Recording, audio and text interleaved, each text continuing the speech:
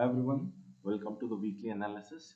So in this, we'll first look at whatever headlines or the news that kind of affected the market, and then we'll also look at the sectors, stocks, which are kind of bucking the trend. Okay, and at the end, we'll look at the outlook for the next week. Okay, so the big news this week was the LIC IPO, much awaited IPO, which was supposed to be launched in the month of March, April, but then because of the geopolitical issues, right, it was postponed.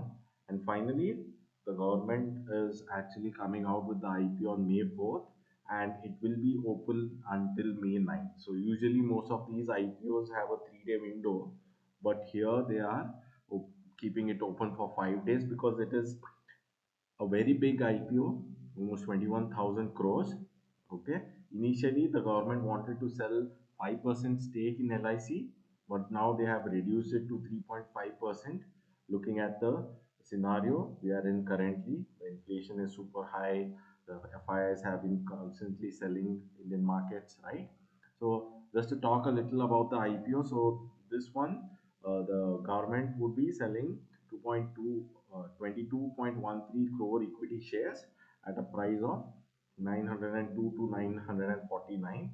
So if you are someone who has an LIC policy, you will get a 60 rupees discount on this price. Okay, let's say if the subscription happens at 949, you will get a 60 rupee discount on that. Probably 889 would be the price that you would get it at. And also in the gray market, what is happening, the currently the price is trading at a 45 rupees premium. So in the gray market, LIC is already trading at a 5% premium, and probably as we inch closer to the date, right, what might happen, the premium might actually go up, and probably uh, you might actually make more gains on the listing day, right? So this is about the big IPO that is going to be there next week. Okay, open from May 9th, May 4th. Okay, and would be there up to May 9th. Okay, so this is one big news that kind of uh, made the market a little jittery, I would say, in the sense even the global situation is kind of wobbly right now with the Dow falling 800 points one day, then bouncing back the next day, right? Again, falling down. So it is a little chaotic as of now. And also, what is happening is in even in the small and mid cap space, there ain't much accumulation happening. Usually, what happens whenever a big IPO comes in, right? A lot of liquidity from the market is sucked away, right? So probably once the IPO is out, you might see liquidity coming back in the small and mid caps, and then you can see them doing well. But as of now, this small and mid caps actually look pretty weak. Okay, we'll talk about that in the later part. Okay, so this is one big news. The next news was Adani is set to buy stake in ACC and Ambuja Cement. So Adani Group wants to enter the cement sector, right? So that is why they are now trying to take over some stake in ACC and Ambuja Cement. Also, they are planning to set up a 5 megaton per annum, sorry, 5 million tons per annum cement manufacturing facility in Raigad district of Maharashtra. Okay, they are putting in something like 1,000 crores. So even that news is kind of making the market go up. As you all know, Adani stocks have been firing continuously. So ACC actually moved up in this current week. So it is continuously moving up. If you look at the volumes, looks like the big guys already knew what is happening here. So those guys are pushing ACC up. On the contrary, Ambuja kind of gave you a Dragonfly Doji, so not really that great. But if you look at the volumes here, right, volumes actually look extremely good, right? So this is about ACC and Ambuja, which are kind of affected by the news flow that Adani is going to buy some stake in both of them, right? Then FMCG sector actually showed very good accumulation. Something like Hindustan Unilever, which came out with results, right? That stock did very well, right? It kind of broke out of this resistance, and it is looking good even for the coming week, right? So usually what happens whenever the markets get jittery, people run to these safe havens, right? So FMCG being one of them. So most of these FMCG stocks actually show decent accumulation and kind of moving up. So Hindustan Unilever, you look at Nestle. Nestle had pretty high volumes, right, in the previous week and this week as well, and now it has finally given a bullish candlestick and trying to move up, right? You look at MARICO also, it is at the upper range of that, and the volumes have also improved in this week. So these guys, the FMCG names, are kind of showing accumulation, and looks like most of the money is kind of moving into these names. Okay, so that is about the FMCG sector. And the most of the banking names, right, they had very good accumulation. All the top four private banks, from HDFC, Kotak, right, ICICI, Axis, all of them had very good accumulation. And if you look at the bank nifty chart, it has given you an inverted hammer candle, right?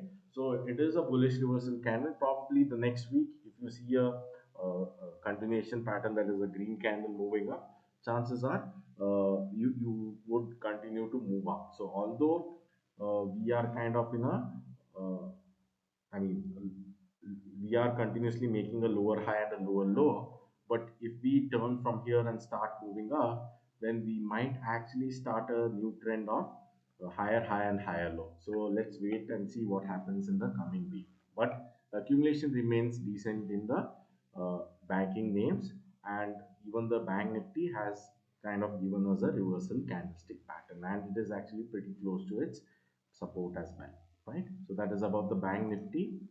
Now, the main driver for Nifty that is kind of holding the Nifty up is Reliance. So even in the last week analysis, I had talked about Reliance. Reliance continues to move up, although in the uh, yesterday's session, right, it kind of came down. But if you look at the chart, right, it actually looks pretty good, right? So still there is room for Reliance to move higher. So this is the big guy who's actually keeping the Nifty in check. Although now there is some support from the bank Nifty as well this week, right? This is about Reliance. And last week we had talked about how the tea sector is kind of affected due to the crisis in Sri Lanka. So one stock which I feel is actually fundamentally good also and is a long-term bet. So Continental Coffee, this CCL products, right? This stock had decent accumulation and is kind of reversing. Okay, kind of made a piercing pattern on a weekly chart and looks good for the coming week. Okay, then the outlook for the coming week. So Nifty also looks like it has made a inverted hammer on the weekly charts. So if we reversal from here, then the same thing, from a lower high, lower low thing, we might start to make a higher high, higher low and move up, and it is also at the support currently. So Nifty looks actually good for the coming week. And also what happens whenever they have to push a big IPO, right? If the sentiment itself is weak, then usually it is difficult. So probably the DIs are kind of managing the Nifty so that it looks good and the people don't get spooked. So if people get spooked, then it is very hard for a big IPO to be pushed through. Okay, so Nifty actually looks good. It's an inverted hammer candlestick on the weekly pattern. Then coming to the mid cap index. So mid cap index kind of gave us an spinning top neutral candlestick pattern, although it is still holding on to that support level. So, but like I told you, the accumulation in the mid caps and the small caps is actually pretty poor. So I would still not go out there and start buying these small and mid cap names for the short term bet. I would still wait for the next week and then see how the accumulation improves and then take a call. Okay, now coming to the last one, that is the small cap index. So small cap index actually broke down, right? It is at support right now, minus support here. But if that is also taken out, chances are we can go to 9,600. So small cap actually look pretty weak compared to the other two. These small caps actually look the worst, right? And also there is no real accumulation either. That kind of tells us that we might start to move up from here. Okay, so for the coming week, the points to note would be the accumulation continues to be weak in the small and mid cap. So no point in trying to take these short term bets in them. Wait for the accumulation to improve. And then the LIC IPO. So looking at how the retail participation is in this IPO, right? So that would set the mood for the coming weeks after once the IPO is done, right? So that would set the mood, and also how this IPO opens up. So if you have a very good listing gain, chances are that that would set the mood for the coming weeks. And looking at the Nifty, right? So it is kind of being managed so that they can push the IPO through. Because if you scare the market, right, by pushing it down, although the FIs have been continuously kind of selling and trying to push it down, but DIs are holding on to the market. So once this IPO is through, right, and then if DIs stop supporting, or if they also want to book out, probably that might make the Nifty correct. So that is, we'll have to wait and watch. But as of now, the next week we'll just wait and watch and really not try to take short term bets. Okay, hope this was helpful. So if you like it, then please do share it. All right, thank you.